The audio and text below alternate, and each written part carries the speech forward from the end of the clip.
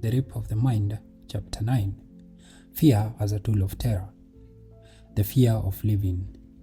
In our era, the fear aroused by human relationship is so strong that inertia and mental death often seem more attractive than mental alertness and life. Classical psychology often spoke of the fear of death and the great unknown as the cause of many anxieties. But modern psychological studies have shown us that the fear of living is much greater, deeper, and more frightening one. Living often seems beyond our power. Stepping out of relatively safe childhood dependency into freedom and responsibility is both hazardous and dangerous. Living demands activity and spontaneity, trial and error, sleeping and reawakening, competition and cooperation, adaptation and reorientation. Living involves manifold relationships, each of which has thousands of implications and complications. Living takes us away from the dream of being protected and demands that we expose our weaknesses and strength daily to our fellow men, with all their hostilities as well as their affections. It requires us to build useful defenses and then to replace them with others because we have to change our goals and our relationships. It expects us to be lonely in order to cooperate in freedom. It asks us to submit and to conquer, to adjust and to rebel. It robs us of our childhood slumber of satisfaction and of the magical, omnipotent fantasies of our infancy. Living requires mutuality of giving and taking. Above all, to live is to love, and many people are afraid to take the responsibility of loving, of having an emotional investment in their fellow beings. They want not only to be loved and protected, they are afraid of being hurt and rejected. We can see this clearly in the fact that so many people embrace so fervently all the limitation and frustration of life that are offered them. The neurotic limitations of the usual prejudice or the totalitarian limitation imposed by the power politics. In this book, Escape from Freedom, Erich Fromm describes clearly how the pressures of freedom, when they are not balanced by responsibility and understanding, can drive men into totalitarian frame of mind and into surrender of their hard-won liberties. Such surrender is nothing less than a slow mental death. Totalitarian leaders, whether of the right or the left, know better than anyone else how to make use of their fear of living. They thrive on chaos and bewilderment. During unrest in international politics, they are most at ease. The strategy of fear is one of their most valuable tactics. The growing complication of our civilization and its administration make the impact of power politics felt more than ever before. When the totalitarian add to their tactics all the clever tricks that we have already discussed, Pavlovian conditioning, repeated suggestion, deconditioning through boredom and physical degradation, they can win their battle for the control of a man's mind. In the earlier chapters of this book, we described in some detail the techniques by which man could be turned into a robot in the service of totalitarianism and some of the tendencies that operate. Even in the free countries, to rob a man of his mental integrity. It is important for us to realize that emphasis on conformity and the fear of spontaneous living can have an effect almost as devastating as the totalitarian deliberate assault of the mind. Conformity and the fear of living rob the free of life of its greatest asset in the struggle against totalitarianism. Our human strength lies in our diversity and independence of thought, in our acceptance of nonconformity, in our willingness to discuss and evaluate various conflicting points of view, in denying the diversities of life and the complexity and individuality of the human mind, in preaching rigid dogmas and self-righteousness. We begin gradually to adopt the totalitarian attitude we deplore. Delusions has never been the exclusive property of our country, class, or group. The totalitarian delusion, which itself promotes menticide, can invade us from many fronts, from the right as well as from the left, from the rich or from the unprivileged, from the conservatives and from the rebels. Fear and intimidation have not only been the result but also tools of mental coercion. Although there is yet no unified theory of fear and anxiety, we therefore do not know the precisely why and how the development of these feelings lead to such dire consequences. It is important for us to understand what useful tools for fear and panic are, and to see, through description, what these overwhelming emotions are able to do to people. Most people think of fear reactions as hysterical expression of depression. But, as this chapter should make clear, fear and panic also have their paradoxical expression in indifference and apathy, reactions which, just because they are less commonly recognized as fear created, can be much more dangerous to the individual than a good hysterical cry. It is the hidden, silent fears that have such an impact on the social and political behavior. Fear and panic are reactions not only to avert danger and threat, they are also reactions to the slow, sleeping intrusion of disquieting propaganda and the constant wave of suggestion to which we are exposed. Fear is at work all around us, and often it throws its shadows where we least expect to find them. We may be acting out of fear without even knowing it. We may consider that our behavior is perfectly normal and rational when, in fact, psychology tells us that the creeping fear may already have begun to work in us. Fear and catastrophe fortify the need to identify with a stronger leader. They lead to herding together of people who shy away from wanting to be individual selves any longer. They prefer to be part of the huge mystic social organization that protects against threat and distress, in oneness with the leader. This protection-seeking institutional reaction is also directed against dissent and individualism, against the individual ego. We see this in the regression toward a more primitive state of mass participation. True, this process of ego shrinking is the negative side of the back-to-mass reaction, yet it stimulates recognition of greater need for cooperation and mutual help. During the last war, the generally experienced emergencies, many people became for the first time aware of the effective ties they had with their neighbors. At the same time, anxiety can inspire suspicion and the need for seeking scapegoats. It is the paradox of fear that it propagates warm feelings of immature ties and cold suspicion at the same time. Although there is throughout the world a conscious trend toward overcoming fear and feeling of insecurity, there is also a less conscious countercurrent provoking new fears, anxiety, and insecurities. Whether he is aware of it or not, modern man lives in an atmosphere of fear.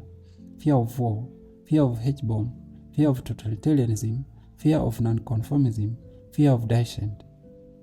Fear has already begun to influence our behavior by the time we are aware of it. Once fear has penetrated the mind and stimulated fantasy, it begins to direct our actions. Whether we want it or not, we cannot eliminate all the thousand stresses and fear-provoking situations in the modern world, but we can learn to recognize and understand some of the most common forms of fear reactions.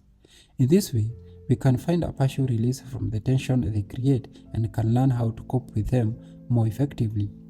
Our fantasies about danger. I remember vividly one sunny afternoon after the Second World War, while I was still in Holland. I was playing tennis with some friends. We were all enjoying the satisfying exertion of our sport, but our enjoyment was somewhat marred by the players of the next court. They spoke the range of the hated occupier, and although attired in the same white sports clothes as we were, they were obviously Nazi officers who were temporarily forgetting their delusion of conquering the world and were trying to relax their normal human beings. Suddenly, we all heard the drone of planes and the sound of anti-craft off in the distance. Then a group of low-flying Spitfires, our friends from England, came zooming by. My friends and I stopped playing, waved our rackets in greeting, and watched the planes maneuvering. Our neighbors reacted quite differently. They became panicky. One of them flung his racket from him and ran off, and others threw themselves face down into a ditch bordering the court. Objectively, we were all faced with the same danger of strafing from the English planes, but for the Germans, these were enemy planes, while for us, they were friends. I am sure it isn't necessary for me to add that after these occurrences, my fellow Dutch citizens were forbidden to play tennis on that court. When a year later, I had arrived by good chance in London, I found that every time German planes came over during the night, I had the same suspicious feeling the German officers on the tennis court must have had. It seemed as though every bullet and every bomb was meant for me. So great is the role of fantasy in fear that the enemy bomb may have a different meaning for us than a friendly bomb.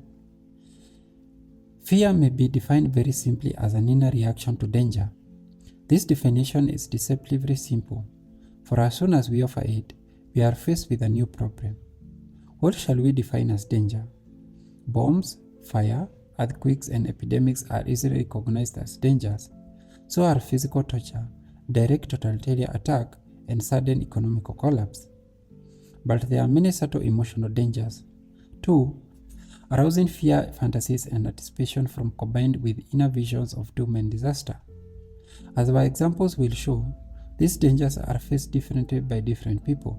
It is our personal attitude toward life and toward mankind that determines whether we consider situation a welcome challenge or unconquerable danger. Some people enjoy strict control and mechanical conditioning of their lives. For them, totalitarianism and thought control are not danger. They bring a kind of eternal deep sleep without responsibility. To these people, freedom is a danger, while dependency is a pleasurable safety. Others loathe any intrusion into their personal freedom and integrity, and are continually on the alert to defend themselves against any external pressures, real or fancied. Paradoxical fear.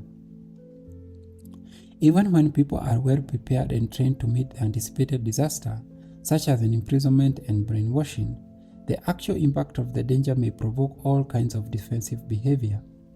Overtraining may even weaken the person because the longer anticipation allows all kinds of hidden fantasies to run rampant. In a minority of persons, this may be expressed in such a pathological fear reaction as a complete nervous breakdown or utter paralysis. Every person shows a different mental threshold of resistance to danger, and this threshold may change day by day depending on our physical mental fortitude. As a rule, inexperienced troops do not immediately show pathological fear in combat. Such behavior takes some time to develop. Paradoxically enough, fear reactions and moments of weaknesses often develop after the real danger has passed. When the tension of battle or the daily stress of life in the prison camp is over, and there is no longer any need to hide in one's fear and to control one's behavior, many people let go completely and give vent of all their anxieties. In Dover, England, in 1944, the population suffered the kind of corrective nervous breakdown when, after the tension of 4 years of continuous shelling by the Germans, they had only silence. The shelling suddenly stopped and completely after the Allied troops swept victoriously across the Belgian coast. At the moment, many of the people of Dover broke down. It was as if the unexpected silence had brought them into a state of shock. This paradoxical fear reaction after danger has passed is important for us to understand.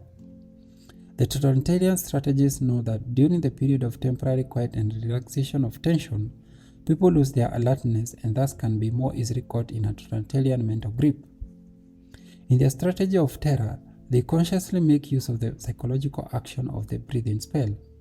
As soon as we let go and drop the defenses we have built up against danger, we can be brought to swallow any stronger suggestions.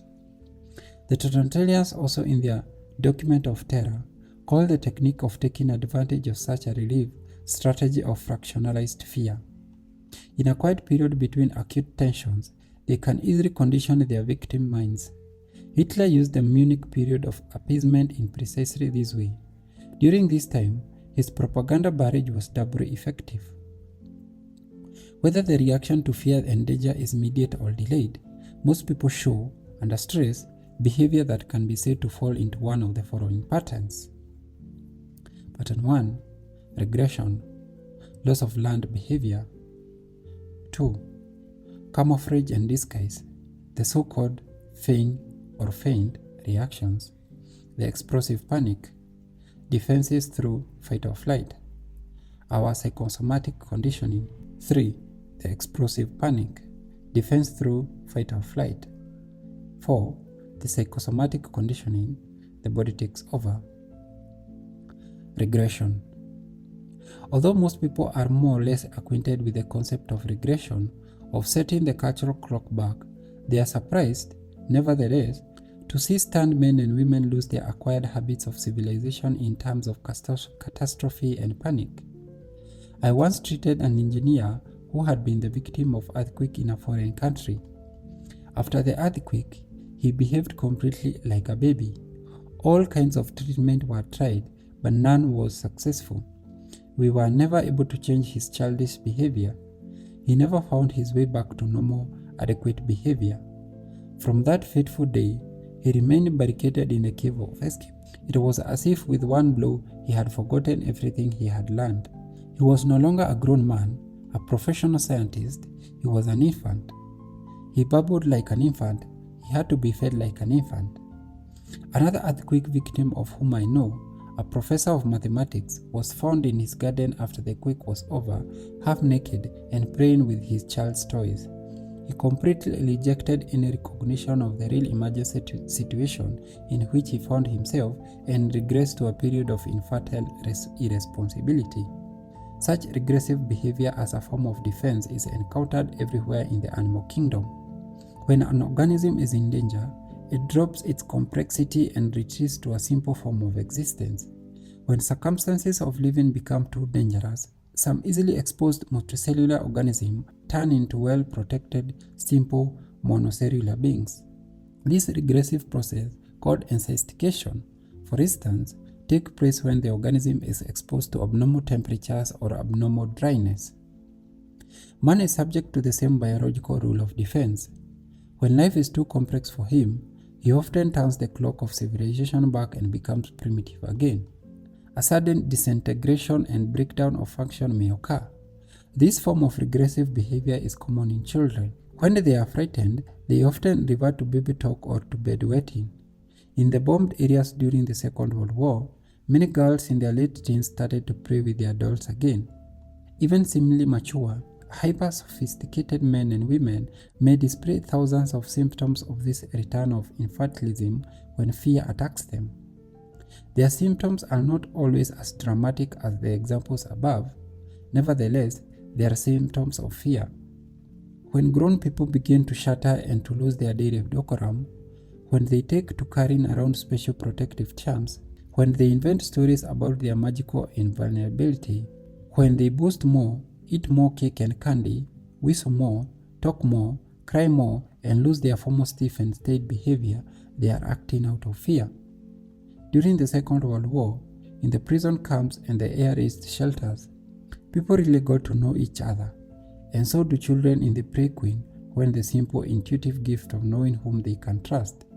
In our age of anxiety, we feel possessed by the same frightening shadow that once haunted the Stone Age man, and we may react to them by acting more like our simpler ancestors. Camouflage and disguise. A different pattern is that of camouflage and disguise, playing hide and seek with fate. This useful protective trickery is often seen in lower animals who temporarily acquire the form of color of the environment. It is just like a military camouflage. Everybody is acquainted with the color changes of the chameleon, and there are many other animals which are able to change their skin or body form in times of danger.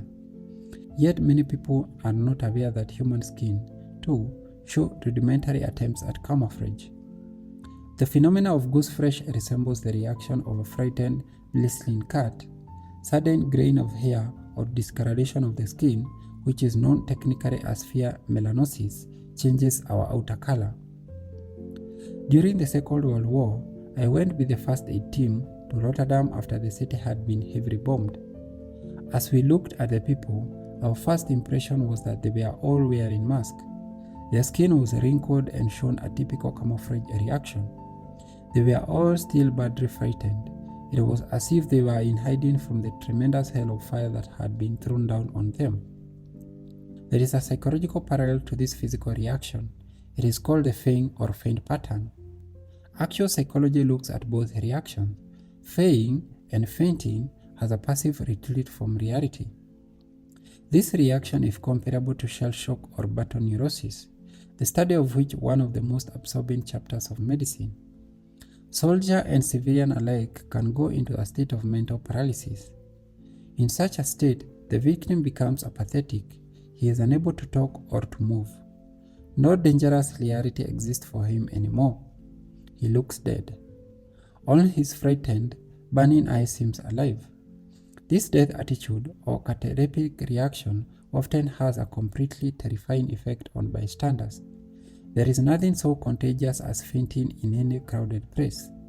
It is of the utmost importance to realize how passive, paralyzed, indifferent, and submissive people can become under circumstances which should demand the utmost activity. The totalitarians are making use of the massive passive reaction of terror when they put their prisoners into huge concentration camps with only a few guards. They are gambling that the reaction of passivity will keep the victim from rebelling or trying to escape. Like the bird which stands stock still when the snake approaches, man may surrender passively to what he dreads and fears in order to get rid of the tension of anticipation.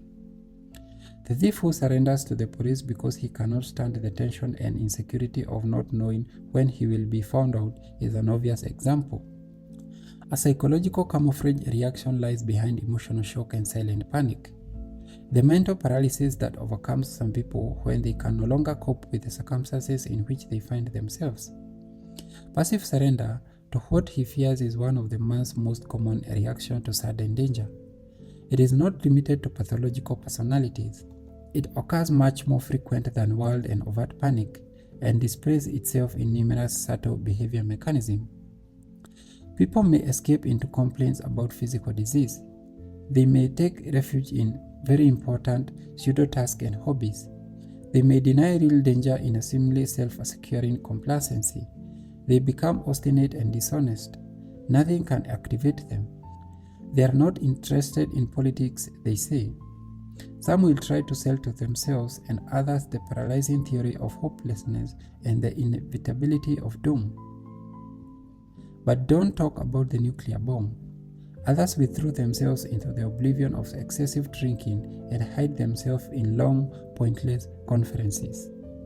Every man has his own psychological Maginot Line, a mental fortress that he believes inviolable.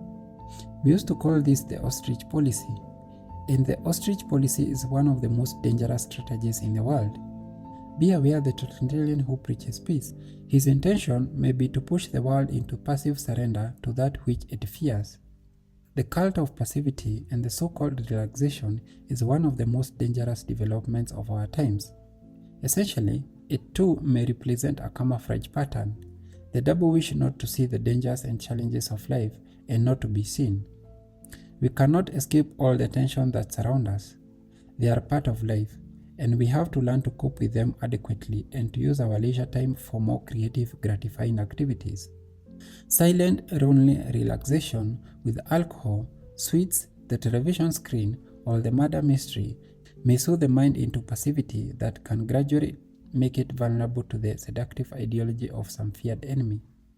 Denying the danger of totalitarianism through passivity may gradually surrender to its brainwashment those who are initially afraid of it. Explosive panics. Most people are far more familiar with the explosive motor reaction we call panic and stampede than they are with other fear reactions. This is what we call mass hysteria, the Chakan-Poish reaction. The baby has its temper tantrums, and the older people have their uncontrolled fury and the fight and flight reactions. Although we usually think of the word panic as describing such phenomena as the hysterical stampede out of a burning theater or the flight of the whole population in terror, there are many subtle steps that lead from the first symptoms of unrest we all feel when something is threatening, to the great outburst of crying and running and fighting we see in severe panics. Man shows many forms of panicky, frenzied behavior, epileptic fits, as in trench of war epilepsy, fury, rage, self-destruction, criminal aggression, running amok, deserting from the army, rioting, uncontrolled impulsiveness, breakneck speed in driving. A soldier in a state of panic may behave like an angry child. He may attack his friends or shoot at the members of his own troop. In panic, civilians may begin to cry, shout, walk aimlessly about wringing their hands, or they may shout and scold or cry for help. The panicky person spreads panic. Every time he shouts, he incites others to run. Panic is never a question of cruel strength or failing energy, but rather a lack of inner structure or a failing capacity to organize. The panicky leader hesitates to use the powers entrusted to him. The child with temper tantrums lies deep within all of us. The more mysterious and uncontrollable the danger, the more primitive our reaction may be. Riots, furious mass movement, and outbreaks of criminality serve to increase fear and panic, and thus can be used to deepen man's sense of insecurity and further his passive surrender to the totalitarian environment. Any terroristic regime compels its victim to repress their reaction of rebellion and danger. The more these reactions are repressed, the more the victims develop tremendous inner rage, which must bide its time and wait until it is permitted some socially sanctioned form of expression. War is often such a universal panic. a mass discharge of the accumulated internal rage. Here, too, the inner fears of mankind are discharged in mass destruction. The body takes over. The great group of psychosomatic reactions, although they are not mystery, are more difficult to explain. Let us look at an example which may make this phenomena more clear. In my hometown in Holland, after a few bombardments during the Second World War, an epidemic of brander diseases broke out. At least that was the first explanation. People suffered from the need to urinate so often that their sleep was disturbed. Almost no one had the full night's rest. For the short time, there was a boom in the practice of urologists. Then psychiatrists were able to explain that this urge to urinate was one of the first reactions of fear. The victim had only to think back to their childhood and to recall their bodily reaction before taking examination at school to see what was happening. Increased urination may be described as one of the tension-reducing devices of the body. The body may react to danger and panic with a variety of physical symptoms: perspiration, frequent urination, heart palpitations, diarrhea, high blood pressure, only a few. We know that many of these reactions are related to the body mobilization of specific defenses against threatening dangers. The specific ways in which bodily diseases relate to fear and anxiety develop are unconditioned by the individual personality life history, especially his development during childhood. The infant whose early tension and yearning are drowned in milk and pablum will grow up into an adult who tries to fill his mouth again as soon as something threatening occurs. Overeating has become for him a fear-allaying device. In the process of rearing the child, the parent outwittingly trains certain of these child organs to react to the tensions of life. Because man has bodily organs, he can show tremendous variety in his physical and emotional response to threats, both from without and within. Psychosomatic medicine distinguishes between different character types in terms of different organs which respond to outside stress or danger. There is the ulcer type, the asthma type, the colitis type, the heart failure type. Each of these types show a different reaction to the same battle, the battle against fear. Feeling of social tension may be expressed in various organic diseases. In acute fright, however, certain organs of the body more commonly react than others. As we saw in our earlier example, the need for frequent urination is nearly universal reaction to fright. The upset stomach is another almost universal fear reaction. During the Second World War, a medical term looked vein in the back, causing a non-intestinal disease among American soldiers who were preparing to land on the enemy island in the Pacific. The doctors and the biologists searched and searched. They found nothing. The mysterious disease vanished as suddenly as it had appeared. After the invasion began and the soldiers were able to stand in action tension waiting for the invasion.